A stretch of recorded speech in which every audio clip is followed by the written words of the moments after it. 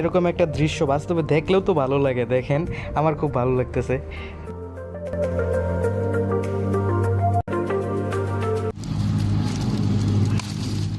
এটা একটু বেশি কালারফুল। হচ্ছে হাইওয়ে, আর হাইওয়ের পাশে দেখেন এইগুলো সব হচ্ছে আনারস বাগান।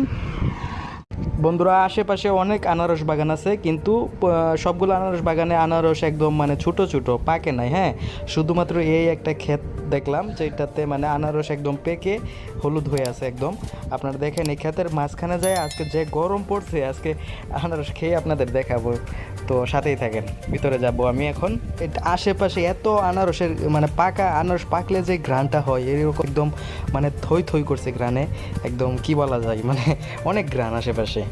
দেখেন ক্ষেতের পাশে হাইওয়েটা, আর এগুলো আনারস আশা করি অনেক মিষ্টি হবে, কারণ এগুলো মধুপুরের ওই পাকা যেগুলো এগুলো এমনি ময়মনসিংহ শহরে যেগুলো, মানে আমার বাসা তো ময়মনসিংহ শহরে কিনতে পাওয়া যায়, এগুলো থেকে অনেক মিষ্টি হয় এগুলো।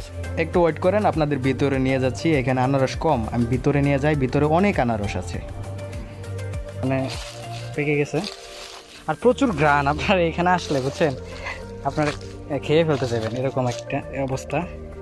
আর বন্ধুরা দেখেন, এরকম একটা দৃশ্য বাস্তবে দেখলেও তো ভালো লাগে। দেখেন, আমার খুব ভালো লাগতেছে।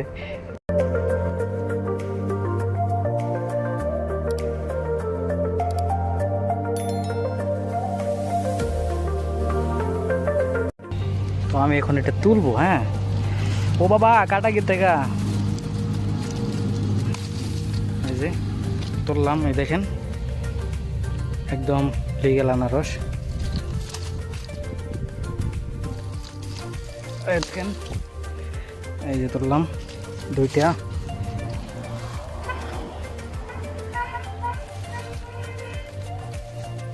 এই যে এটা একটু বেশি পাকছে, কিন্তু এটা তুলতে গেলে তো আমার হাতই হয়ে যাবে।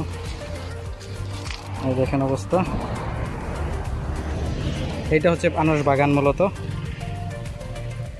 ও হ্যাঁ, জায়গার নামটা দিয়ে বলা হয় নাই। জায়গাটা হচ্ছে ঢাকা বিভাগের টাঙ্গাইল জেলার মধুপুর এলাকায়। এখানে এসে আপনারা দেখবেন শুধু আনারস ক্ষেত আর আনারস ক্ষেত। তো আমি নাম্বার দিয়ে দিব না, যে লোকের ক্ষেত এটা, ওই লোকের নাম্বার দিয়ে দিব না। যদি আসেন ওই লোককে ফোন দিবেন, তো আনারস খেয়ে যাবেন, সমস্যা নেই। প্রত্যেকটা আনারস পাকা। আচ্ছা, আসেন আসেন, আপনাদের খুঁজতেছি।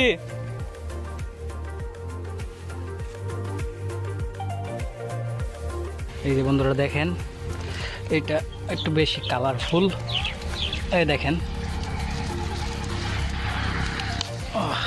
অনেক কষ্ট হলো এটা তুলতে।